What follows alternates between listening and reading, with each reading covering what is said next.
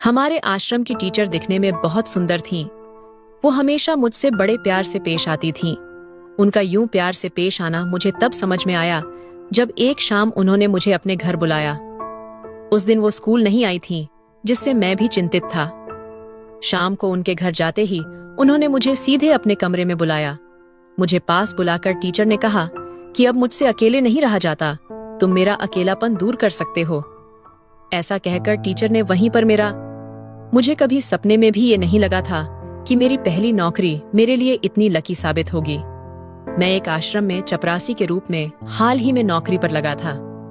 आश्रम में स्कूल की एक खूबसूरत शिक्षिका मेरे प्यार में पड़कर मुझे कुछ ही दिनों में ऐसा स्वर्ग सुख देंगी, ये मैंने कभी सोचा भी नहीं था। इतने सालों में जो मैं नहीं कर पाया था, उसके सारे सबक मुझे वो टीचर देने वाली थीं। इसका मुझे जरा भी अंदाजा नहीं था। मेरा नाम निखिल है और मैं 28 साल की उम्र में नौकरी में लगा था। जिस जिले में मेरी नौकरी थी वहीं मैं रहता था। नौकरी के 4 महीनों में ही मैं अपने एक ही काम से बोर हो गया था। जल्दी ही मैं उस स्कूल से अपना ट्रांसफर करवाने की सोच रहा था, लेकिन अचानक मेरी जिंदगी में कुछ रोमांचक घटित हुआ। एक दिन आश्रम में बच्चों के बीच झगड़ा होने लगा। जब मेरी नजर वहां गई तो मैंने देखा कि उस भीड़ में एक सुंदर महिला थी। मुझे नहीं पता था कि वो आश्रम की नई शिक्षिका हैं। बच्चों के शोर शराबे को संभालने में उन मास्तरीन बाई को दिक्कत हो रही थी। तब मैंने झगड़े को सुलझाने के लिए उस भीड़ में प्रवेश किया। बच्चों ने मास्तरीन बाई को पूरी तरह से घेर रखा था, लेकिन उनकी बात कोई नहीं सुन रहा था। जैसे ही मैं भीड़ में घुसा, टीचर का हाथ अनजाने में मेरे हाथ में आ गया। मैं बच्चों का झगड़ा सुलझाने में व्यस्त था और मेरे डांटने से सभी बच्चे शांत हो गए। आश्रम में मैं सबसे मिलजुल कर रहता था और समय आने पर बच्चों को डांट भी देता था। मेरी एक जोर से डांटने पर बच्चे अपने अपने क्लास में चले गए। किसी बच्चे के पैर मैडम के पैर पर लग गए थे, जिससे उन्हें अच्छी खासी चोट लगी थी। उनका हाथ पकड़ते हुए मैं उन्हें टीचर रूम तक ले गया। वहां पहुंचते ही मैं उनके पैरों पर मरहम लगाने लगा। उस वक्त उस रूम में हम दोनों के अलावा और कोई नहीं था। मैडम ने मेरे कंधे पर हाथ रखकर कहा कि तुम स्कूल के नए चपरासी लगते हो। इस आश्रम में मेरी नई पोस्टिंग हुई है। मैं यहाँ की नई मैडम हूँ। मेरा नाम निशा है। मैडम ने खुद एक चपरासी से अपनी पहचान करवाई थी। मैंने उन्हें नमस्कार किया और अपना परिचय दिया। मैडम ने कहा कि नौकरी के पहले दिन स्कूल के किसी कर्मचारी से इस तरह मुलाकात होगी, ये मुझे नहीं पता था। मेरी मदद के लिए बहुत धन्यवाद। मैडम के पैर पर पट्टी बांधकर मैं अपने दूसरे काम पर निकल गया। कुछ देर बाद फिर मैं टीचर रूम में शिक्षकों को पानी देने आया। वहां जाते ही मैंने देखा कि वही मैडम वहां बैठी थीं और अपने पैर को सहला रही थीं। मैं उनके पास गया, उन्हें पानी दिया और पूछा, क्या आपको ज्यादा तकलीफ हो रही है? मैडम ने सिर हिलाकर हाँ में जवाब दिया। तभी एक और मैडम वहां आ गईं और निशा मैडम का हाल पूछने लगीं। मैं वहां से जाने ही वाला था कि उन्होंने मुझे रोक लिया। वे बोलीं, निखिल, निशा मैडम को ज्यादा तकलीफ हो रही है, क्या तुम उन्हें उनके घर छोड़ सकते हो? मैंने सहमति जताई और निशा मैडम को उनके घर छोड़ने के लिए निकल पड़ा। उस दिन पहली बार मैंने उनका घर देखा। मैं उनका हाथ पकड़कर उन्हें घर के अंदर तक ले गया और फिर उनके कमरे तक पहुंचा दिया। इसके बाद मैं उनके लिए रसोई में चाय बनाने लगा। मैडम फ्रेश होकर कमरे से बाहर आईं और मैं उनके लिए चाय लेकर बाहर आया। चाय देते ही मैं वहां से निकलने लगा। इस पर मैडम ने मेरा धन्यवाद किया और मेरे गाल पर हाथ फेरते हुए मेरी बहुत प्रशंसा की। उनकी बातों में मेरी तारीफ सुनकर मुझे भी अच्छा लग रहा था। जिस तरह से मैडम ने मेरे चेहरे पर हाथ फेरा, वो सब कुछ थोड़ा अलग था। मैं उम्र में उनसे छोटा ही था, तो शायद वे स्नेह से मेरे चेहरे पर हाथ फेर रही थीं। वे 35 साल की थीं, परंतु अपनी उम्र में भी वे बहुत सुंदर थीं। पहली ही मुलाकात में मैं उनके घर तक पहुंच गया था। मैडम स्वभाव से बहुत अच्छी लगीं। उस दिन के बाद से मैडम का कोई भी काम होता तो वे मुझसे कहतीं। मैं उनका हर छोटा बड़ा काम कर देता था। वे मुझसे बहुत खुश थीं। एक दिन मैडम का जन्मदिन था। मैंने कुछ शिक्षकों को उन्हें जन्मदिन की बधाई देते देखा और उस समय हमारी नजरें मिली। मुझे मैडम को खाली हाथ बधाई देना अच्छा नहीं लग रहा था, लेकिन नजरें मिलने के बाद भी उन्हें बधाई न देना भी सही नहीं लगा। तभी वे मेरी ओर आने लगीं। तभी प्रधानाचार्य ने मुझे आवाज दी और मैं उनके काम के लिए वहां से निकल गया। उस दिन जब भी निशा मैडम और मेरी मुलाकात का मौका आता तो मैं उनसे दूर हो जाता, क्योंकि मुझे उन्हें खाली हाथ बधाई नहीं देनी थी। शाम को मैडम जी ने मुझे उनके घर में जन्मदिन के मौके पर आमंत्रित किया। रात को अपने कमरे में जाकर मैं अच्छे से तैयार हुआ, फिर उनके लिए एक अच्छा सा गिफ्ट खरीदा और उनके घर पहुंचा। जैसे ही मैं वहां पहुंचा, मेरी आवाज सुनकर वो मुझे अपने घर के गेट पर लेने आई। उन्होंने अपने घर को बहुत ही साफ सुथरा रखा था। उस दिन एक सुंदर घर और एक सुंदर महिला को मेरी आंखें समेटने की कोशिश कर रही थीं। मेरे किराए के छोटे से कमरे में जो सुंदरता नहीं थी, वह सुंदरता उनके घर में थी। उनके घर में पहुंचकर मैंने देखा, हमारे अलावा घर में और कोई नहीं था। उनके जन्मदिन का केक मुझे टेबल पर दिख रहा था। मतलब जरूर कोई मेहमान वह केक लेकर आया होगा। मैंने मास्टरनी जी से पूछा कि क्या घर में और कोई मेहमान है तो उन्हें भी बाहर बुलाइए। इतने देर से मैं अकेला ही यहाँ बैठा हूँ। तब उन्होंने कहा कि घर में मेरे और तुम्हारे अलावा और कोई नहीं है। फिर यह आपके जन्मदिन का केक कौन लाया? ऐसा पूछते ही वो बोली कि यह केक मैं खुद ही लेकर आई हूँ। मैडम जी ने अपने जन्मदिन का केक खुद ही लाया। ये सुनकर मुझे बहुत बुरा लगा। केक लाने का विचार मुझे क्यों नहीं आया? मैं अपने मन में ही बड़बड़ाने लगा। मैंने मैडम जी से कहा कि मैडम, सच में माफ करना, मुझे भी आपके लिए केक लाने का ख्याल नहीं आया। तब वो मेरे पास बैठ गईं और बोली कि लेकिन मैं तुमसे नाराज हूँ। तुमने स्कूल में मुझे जन्मदिन की शुभकामनाएं क्यों नहीं दी? ऐसा कहकर वो मुझसे मुंह फेर कर बैठ गईं। तब मैंने उनके सामने घुटनों पर बैठकर उन्हें उनका गिफ्ट दिया और जन्मदिन की शुभकामनाएं दी। मैंने कहा, बाई, मुझे ऐसे खाली हाथ आपको शुभकामनाएं नहीं देनी थी, इसलिए मैंने सुबह आपको शुभकामनाएं नहीं दी थी। वो गिफ्ट देखकर बाई बोली, निखिल, तुम्हें मेरे लिए इतना महंगा गिफ्ट लाने की क्या जरूरत थी? तुम्हारा आना ही मेरे लिए काफी है। ऐसा कहकर मैडम जी ने मेरा हाथ पकड़कर केक काटा। उन्होंने मुझे केक खिलाया और मैंने उनसे पूछा कि आपके घर में आपके अलावा और कोई नहीं है? क्या आपके पति दूसरे शहर में हैं? तब वो हंस पड़ी और बोली, पति? मेरी अभी शादी नहीं हुई है। मुझे शादी का विचार बिल्कुल पसंद नहीं है, इसलिए मैं अपना सिंगल जीवन जी रही हूँ। वो देखने में सुंदर थीं। उनमें इतनी सुंदरता होने के बावजूद उनकी सुंदरता की तारीफ करने के लिए उनके पास कोई नहीं था। उस रात मैंने उनके घर पर ही खाना भी खाया। उनके हाथ में भी काफी स्वाद था। उनसे बातें करते करते रात के 10:30 बज गए। घड़ी पर मेरी नजर पड़ते ही मैंने मैडम जी से कहा कि अब मुझे जाना चाहिए, बहुत देर हो गई है। मैं ऐसा कहते ही वो बोली, निखिल, इतनी जल्दी क्या है, थोड़ा और रुक जाओ। मैडम जी अकेली थीं, शायद इसीलिए वो मुझे रुकने का आग्रह कर रही थीं। मैं मन में सोच रहा था कि वैसे भी कमरे पर जाकर रोज की तरह मैं अकेला ही पढ़ने वाला हूँ, तो आज की रात यहाँ रुकने में क्या समस्या है। मैं मन ही मन सोच ही रहा था कि तभी मैडम ने कहा, निखिल, आज की रात तुम यहीं रुक जाओ, सुबह जल्दी निकलना हो तो चले जाना। हाँ ना करते हुए मैंने उनके यहाँ रुकने की हामी भर दी। इसके बाद वह अपने कमरे में चली गईं और अंदर से मुझे आवाज दी। मैं अंदर गया और तुरंत अपनी आंखें बंद कर लीं। मैंने कहा, मैडम, सॉरी, मुझे माफ करें। मुझे लगा आपने मुझे आवाज दी, इसलिए मैं यहाँ आ गया।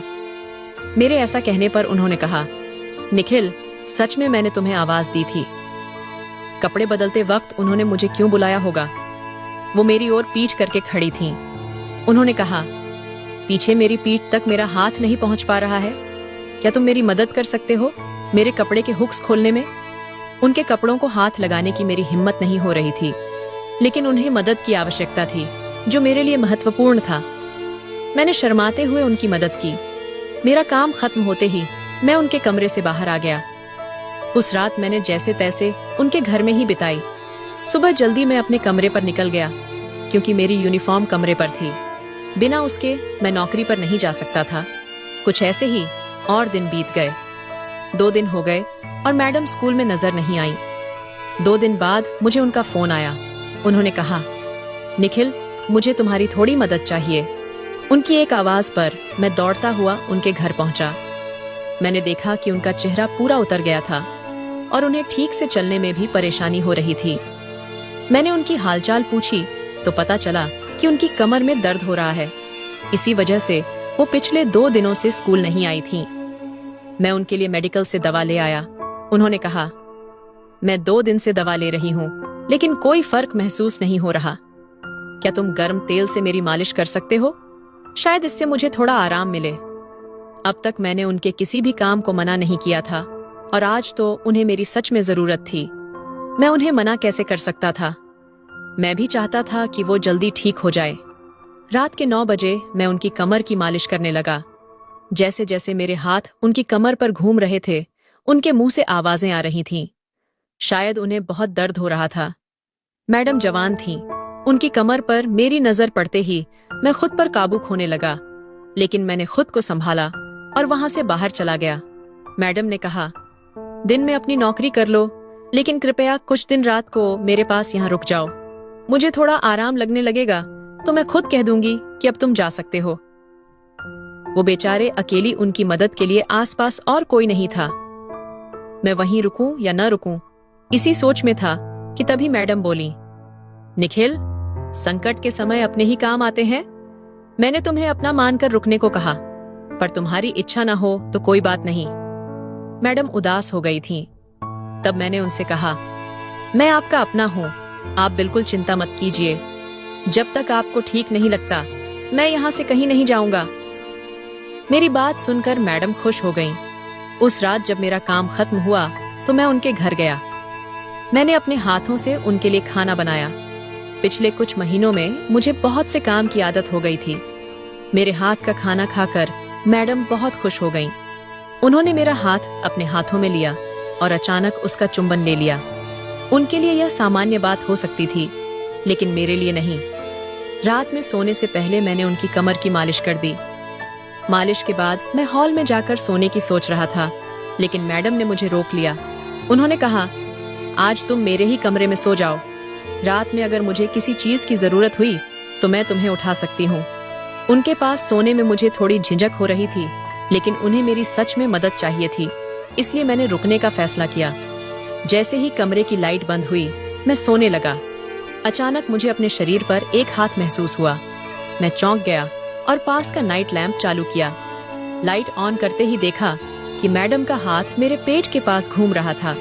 ये देखकर मैंने उनका हाथ झटक दिया और बोला, मैडम, ये क्या कर रही हैं आप? मैं आपका कर्मचारी हूँ। उन्होंने जवाब दिया, यहाँ तुम मेरे कर्मचारी नहीं हो, मैं तुम्हारी मैडम नहीं हूँ। तुम्हें देखकर रोज मेरा मन तुम्हारे पास आने को करता था, लेकिन तुम हमेशा इतनी खूबसूरत औरत से नजरें चुराकर दूर भागते हो। तुम इंसान तो हो ना? जैसे ही उन्होंने ऐसा कहा, मैंने कहा कि आप मुझ पर ऐसा बेवजह शक मत करो। मैं इंसान हूँ, लेकिन आपकी और मेरी लेवल मैच नहीं होती, फिर भी आप मुझसे प्यार करती हैं। इस पर उन्होंने कहा कि मैं अमीर गरीब का भेद नहीं करती, पर तुम अब महिलाओं की तरह शादी का बहाना बंद करो। पर मैडम, जैसे ही मैंने ऐसा कहा तो वह बोली, अब तो मुझे पक्का शक है कि तुम सच में इंसान नहीं हो। अपनी कमी छुपाने के लिए ही तुम ये सब बहाने बना रहे हो, है ना? मैडम मुझे उकसा रही थी ताकि मैं उनके साथ समय बिताऊं, पर मैंने ऐसा नहीं करने का फैसला किया। मैंने उन्हें साफ मना कर दिया।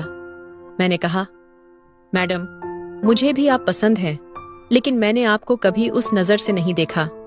मैं उन लड़कों में से नहीं हूँ जो एक महिला के साथ थोड़ा समय बिताकर उसे भूल जाएं।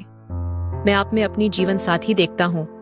मेरी इच्छा है कि आप भी मुझे उसी नजर से देखें। मेरी बात सुनते ही वह मुझसे दूर हो गईं और बोली, मैंने तुम्हें पहले ही कहा था कि मुझे शादी में कोई रुचि नहीं है, और इसलिए मैं 35 साल की उम्र में भी कुंवारी हूँ।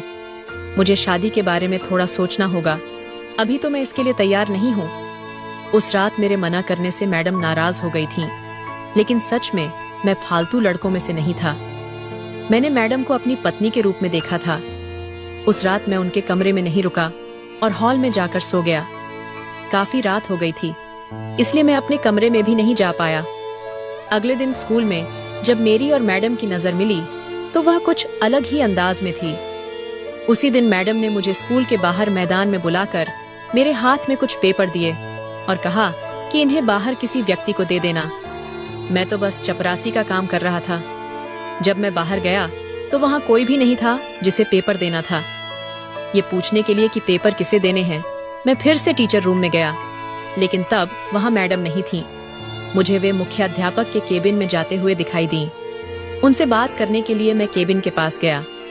अंदर से मुझे मुख्याध्यापक और मैडम की हंसी की आवाजें सुनाई देने लगीं। मैडम मुख्याध्यापक के सामने मेरी कुछ ज्यादा ही तारीफ कर रही थी। मेरे प्रति उनके मन में जो प्रेम था, उसे सुनकर मैं कुछ ज्यादा ही भावुक हो गया था।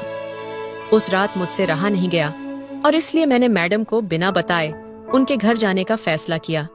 फूलों का गुलदस्ता हाथ में लेकर मैं उनके घर में दाखिल हुआ। उनके घर का दरवाजा खुला था। जब मैंने उन्हें किचन में देखा तो उन्हें कंधे पर उठाकर उनके कमरे में ले गया। कमरे में जाकर मैंने उन्हें बेड पर लिटाया और मैं भी उनके पास बैठ गया, लेकिन तब मैडम के चेहरे पर मैंने घबराहट देखी। वो डरी हुई लग रही थीं। मैं उनके पास गया और कहा, मैडम, कल आपने मुझसे यही सब उम्मीद की थी, तो आज आप इतनी घबराई हुई क्यों हैं? मैंने उनके माथे का पसीना पोंछा। तभी उनके कमरे के वॉशरूम से एक आदमी बाहर निकला। उस आदमी को देखकर मैडम अपने जगह से उठकर बैठ गईं और आश्चर्यचकित होकर मेरी ओर देखने लगीं। वो आदमी और कोई नहीं बल्कि हमारे स्कूल के मुख्याध्यापक थे। उस समय मुख्याध्यापक की हालत ऐसी थी जिससे साफ लग रहा था कि उनके और मैडम के बीच में बहुत कुछ है। मैंने कहा, मैडम, मुझे आपका यही सच देखना था। अच्छा हुआ कि सुबह मुझे कोई और नहीं मिला, नहीं तो आपके झूठे नाटक को प्रेम समझकर मैं आपका गुलाम बना रहता। सुबह मुख्याध्यापक के केबिन में आप मेरी तारीफों के जो पुल बांध रही थीं, वह सब मैंने सुना है। आपने मुझे अपने प्रेम के जाल में फंसाकर मुझसे अपने सारे अवैध काम करवाने की सोची थी। आज तक मैंने अपने भलेपन और आपके प्रति प्रेम के चलते आपके सारे काम किए। आपने मुझसे जो भी काम करवाए, मैंने उनकी सच्चाई को एक बार भी नहीं परखा, लेकिन मुझसे झूठ बोलकर आपने बहुत बड़ी गलती कर दी। आप एक ढोंगी शिक्षक हैं। आपका सारा सच अब मेरे सामने है। पिछले कुछ महीनों से आप मेरे इर्द गिर्द घूम रही थीं, मुझे पास बुला रही थीं। आपको क्या लगा मुझे आपसे प्यार नहीं होगा? मैंने आपके साथ आपका जन्मदिन का केक काटा। उस दिन आपने मेरा हाथ थामा था। तब आपके प्रति मेरे दिल में और भी जगह बन गई। मुझे आपसे सच्चा प्यार हो गया था। अगर एक दिन भी आप स्कूल में दिखाई नहीं देती तो मुझे आपकी चिंता होती थी। मैं तो आपके प्यार में पागल हो गया था, लेकिन शायद किस्मत को कुछ और ही मंजूर था और उसने मेरे सामने अनजाने में ही आपका सच ला दिया। आपने अपनी अदाओं से मुख्याध्यापक को भी पागल कर दिया होगा। इन मुख्याध्यापक ने आपको एक अपंग व्यक्ति की जगह नौकरी पर रखा है, ये भी मुझे समझ में आया। आपका तो D8 तक का भी शिक्षण नहीं हुआ। सुबह आपकी और मुख्याध्यापक की बातचीत सुनकर मैंने आपके बारे में सारी जानकारी जुटाई। मुख्याध्यापक ने आपके प्यार में पागल होकर एक अपंग व्यक्ति की नौकरी खा ली और आपकी तरह की नालायक महिला को वो नौकरी दे दी। पिछले कुछ दिनों से जो अनाज की बोरियां आप लोग स्कूल के गोदाम से मेरी गाड़ी में डाल रहे थे, वो अनाज आप दोनों बाहर ब्लैक में बेच रहे हो, ये भी मुझे पता चल गया है। आश्रम के गरीब बच्चों का खाना चुराते समय भी तुम दोनों को शर्म नहीं आई? अनाज की कमी की वजह से बच्चे रोज भूखे रहते हैं। उनकी ही बद्दुआ से आज तुम्हारी सच्चाई सामने आई है, ये समझ लो।